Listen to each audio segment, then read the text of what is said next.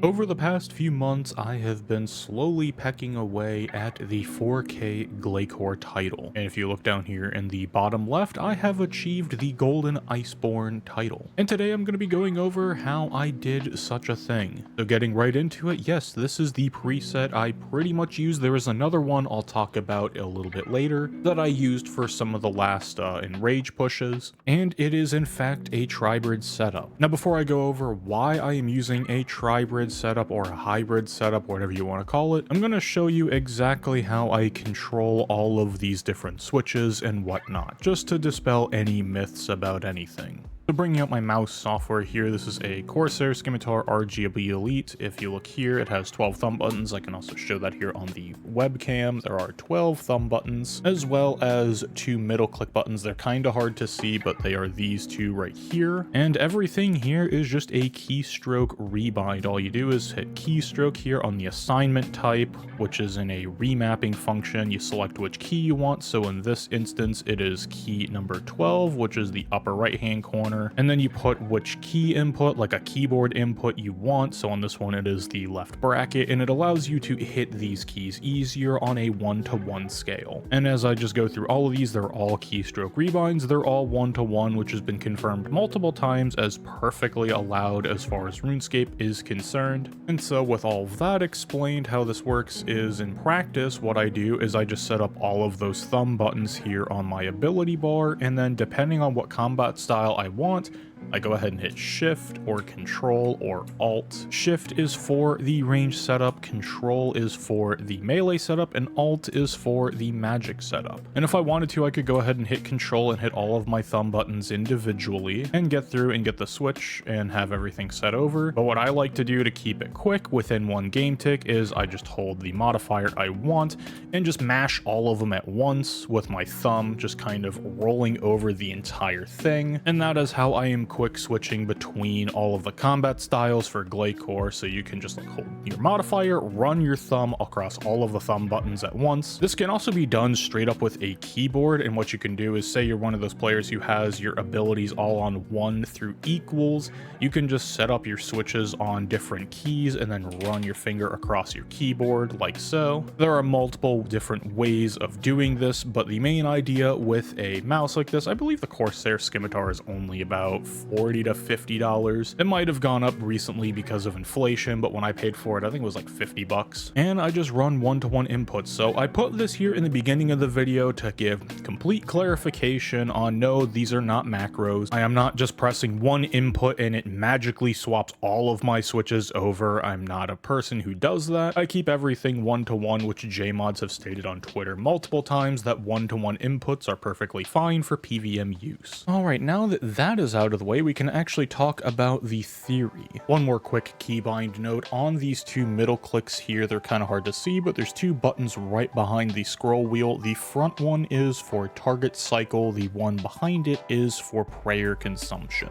So getting into the theory of this preset, the main idea was to use range with big arrows to do a majority of the damage, and I was saving incendiary and death swiftness for dealing with the minions. At first I was still using DS on Glacor around the 3200 mark and up till about I'd say around the 3,500 mark is when I started incendiarying, although I don't quite remember as that initial push was a few months ago. And back then I didn't have the Acto top. I think I was just using an Acto helm and the legs, and I was still using rapid fire boots with a Elite Serenic top to just get some extra damage out. But eventually I started adding in tank pieces as the boss became more unbearable as far as damage taken is concerned, because not only do you get a health increase from this armor set, but each piece is a 1.8% damage reduction, and each piece adds up over time. But I found the damage reduction from this armor set and the HP pool that it gives, which when you're all bonfired up and ready to go with the full set, is just a touch over 13k HP. I think it's 13,037. So overall nice when you're taking anywhere from 4 to 7k auto attacks. Now the melee set in here is for dealing with the arms. I was pretty much doing berserk on arms arms the entire time. I didn't know if melee could do 4K arms or not. I was gonna send it until I had to magic them, and that's kind of why I kept the magic in the preset in the beginning. Although I'll have to look back at my exact setups, but from what I remember, pretty much from 3200 on is a no food push. As you can see in this preset, there is no food. And that is because at this Enrage, if you make a mistake, food really isn't going to save you. If you miss a prey flick, you're dead. If you screw up a rotation and miss out on something and specs run together, you're probably dead. If a minion stuns you, you're dead. If you have a minion on you during the arm and you're Zerk and you forget to heal your Blood Reaver, you're probably dead. If Zerk min hits, you're dead. And these are all basically one-shots from Glacor or some type of area effect that just nuke you. The only thing food's really going to do for you at high Enrage Glacor is to help mitigate some of the auto attack damage. So say you need an extra 1000 or to 1000 HP to just tank an auto in order to get to your next defensive ability. It can be helpful in that situation, but overall I found food to be of very little use at Glacor, so I said screw it, we're gonna do no food. Now why is magic in this preset, you might be asking? Well, that is for one specific case called back-to-back arms. Now during the arm mechanic, the HP is going up, and at a certain point you will be forced to use devotion in order to clear the arm because the damage starts out small but it ramps up very quickly, and within 20 seconds or so of being inside of the arm, it is going to be hitting you for like one-shot HP, so like 10Ks and above. And so using things like devotion are basically mandatory, and if you get arm as the 5th mechanic on one set, you can technically get it as the 1st mechanic on the 2nd set. That is where the phrase back-to-back arms come from. And what happens is devotion has a 1-minute cooldown. It's not going to be ready for you to deal with a back-to-back arm scenario again, so that is where I brought out the good old-fashioned mage acto armor, hoping that I would get an acto reset in order to refresh devotion, and then I have magic to take care of that arm damage. However, once I got into the later enrages like 3800 and above, this became less and less reliable because I didn't have Calgurian Demon to give me the extra crit RNG that I needed in order to clear the arm effectively. Even playing with some rotations that gave me barricade and other things of the sort, it was just not really working out. I thought about playing with a revenge based rotation that allowed me to get extra damage, so everything's basically hitting max hit. However, I pretty much noted at this point with this preset, once I got to the 3900 stage, that it was just not going to work, and so I went ahead and built out a second preset. Now as far as the rest of the preset is concerned, before I show off the other one, we have a Debo EOF, a Dragon Claw EOF, and an SGB EOF. Obviously SGB is for doing damage on Glacor. It's 5 hits. The Glacor is a massive target, you get a lot of damage with it, definitely worthwhile. Darkbow really works nicely on the minions when you get incendiary buff going, and you have things like piercing shot doing 2 hits per target. You have 5 targets, so that's 10 hits. You're pretty much guaranteed to get really good crit adren return, as well as the Darkbow doing the same number of hits. It's very easy to nuke the minions that way. It is a pretty reliable setup, assuming you don't get screwed on building up your death swiftness and whatnot. And I just used shins with an offhand blight. Sometimes I had my Coroming blight with equal 2, and then I subbed it out for the aftershock one just to get some aftershock damage in because it's AoE. I don't think the blight choice is honestly going to matter too much. If this was aftershock for equal 2 on the offhand, that's what I would have gone for, but I think that got moved to something, and so I just have an AS4R1 sitting on here. The D-Claw was very useful in the very high enrages getting close to 4K, as you could Chaos Roar D-Claw and it would hit almost 50k damage pretty consistently, but suffice to say, D-Claw is 100% worthwhile if you're trying to push for 4K and want to Zerk the arms. I went ahead and used Bone Shield, so yes, I am technically using a necromancy item. However, I took the convenience of Bone Shield over the damage reduction of Spirit Shield. Spirit Shield flicking isn't too obnoxious for me if I'm just doing a main hand offhand setup and camping that, like doing Glacor before the Bow of the Last Guardian came out. However, going from a 2-hand to a main hand shield equipped with the Prayer, every single auto attack for a 20-minute boss fight, that does not sound fun to me. I didn't want to do that, so I went ahead and just took the convenient way out and brought the Nexus. Now obviously I'm not getting the full benefits. I'm not able to equip this because I have arrows and a quiver here and they both utilize the same spot, so I did this with just the standard level 60 greater bone shield and not not the enhanced one that gives you level 75. The kills were going long enough to warrant using an adrenaline renewal flask, or a second one I should say. I only used these during my Zerk. I didn't use it for Sunshine, I didn't use it for DS or anything like that. These were strictly for Zerking the arms and cores, so you're starting to see how many cycles I was actually going through to get these kills. Again, this was in the later half of the streak. This wasn't really an issue till about 3600 or so, and thus I started bringing a second dose of weapon poison triple plus to help out with the whole poison build. Now, as I was going into the later halves of these streaks and taking longer and longer to kill the minions and the arm, I was noticing my Bic stacks were disappearing quite frequently if I was not absolutely perfect with my rotations, or if I just got bad RNG and they took one global cooldown longer, or minions decided to go into a spot where they instantly break formation, which happens when you usually get pillar going into minions. Sometimes they spawn on the left-hand side of the arena if you're facing Glacor, and then they kind of go all over the place, and it's really annoying to get them back into chin spots, so you have to sit there and deal with that. If anything really went wrong at all, I would immediately lose all of my Bic stacks and then have to spend the next couple minutes building them back up, and during those couple minutes I wasn't really doing any damage. So in the last 100% or so, I ended up switching away from that setup and went over to a more true tribrid style setup, which is this preset right here. Now you can see I am wearing a 3-piece crypt setup. I didn't really need the actor refreshes. I thought I'll just take the extra damage reduction. This is getting really painful. However, I didn't want to go full cheese and wear like a full 5-piece setup. I thought that'd be a bit ridiculous, so I went ahead and kept the blast boots for the nice detonate charge,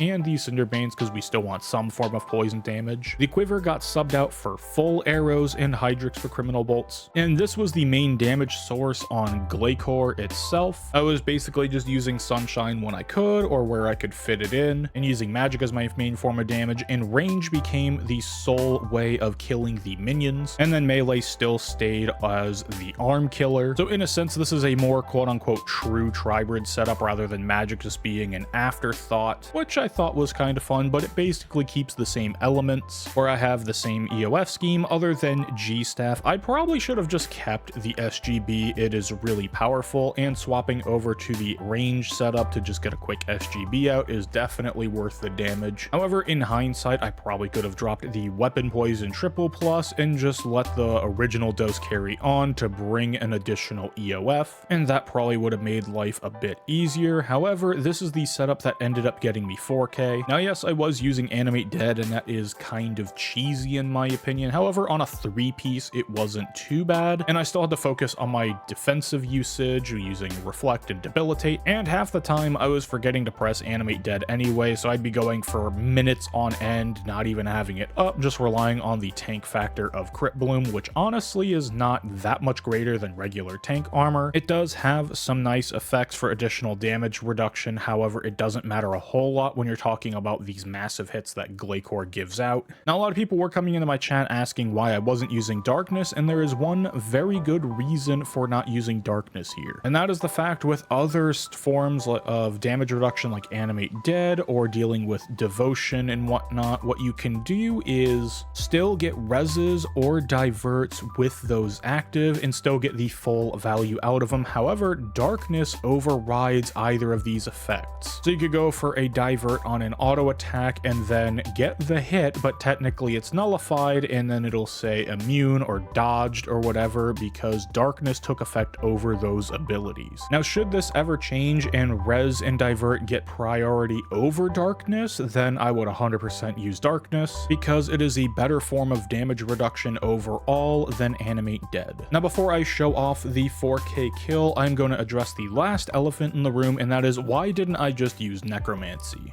And the short answer is necromancy is too cheesy for my taste. The only reason for going for Golden Iceborne is because I want it to be a good challenge. There's no reward really for doing it other than a cool title showcasing that you spent way too much time playing this game, and I wanted it to be a difficult challenge, and man was it difficult using the combat triangle. Necromancy is the only combat style in game that can just style camp at Glacor. Technically you can mage camp Glacor, but but it is definitely a feat kill. It is not a reliable push method, and I believe the one that was done took over 40 minutes. Range might be able to style camp with Bow of the Last Guardian and getting some extreme crit RNG on the arms, and on dealing with minions, you're not going to have death swiftness, which is going to be pretty obnoxious, so you would need a good RNG there. And again, melee might be able to do a style camp with a very specific setup. However, all of these are very much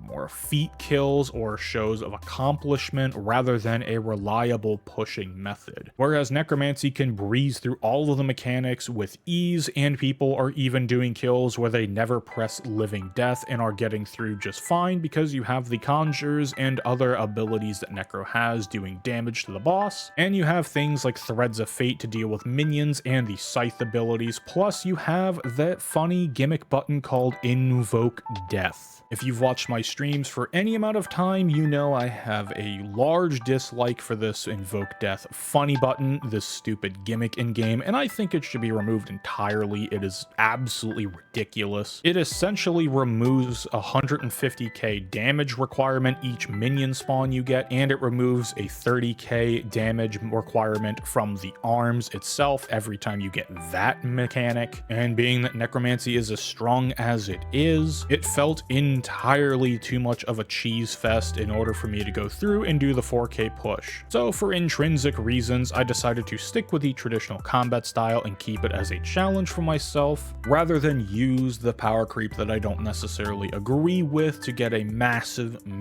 advantage at this boss. Now, does that mean you should go the same route I did and not use necromancy? No. If you just want the 4k title for completion's sake, I would say just press forward with necromancy. If you don't mind the idea of power creep devaluing titles, which I know most people don't really care too much about, then go ahead and use necromancy. There is still skill, you still have to understand the boss and what's going on in order to get the title. However, it is significantly easier, and honestly, if you just want a smooth sailing push, it does help out a lot with the time requirement of just doing this boss over and over again. And I would say just go ahead and send it, unless you're a glutton for punishment like myself and want to do things the old-fashioned way because reasons. I think it's more so to do with the fact of I watched Lucario and Goat do it on release, and I already feel like the method that I was using is much easier than the stuff that they had to deal with, and there's only a certain amount of cheese that I can tolerate personally for an achievement that I want to do for intrinsic reasons. But anyways, I've rambled on long enough. Hopefully there is some helpful information out here for you to go ahead and do your own 4k Glacor, but let's just go ahead and watch the kill itself.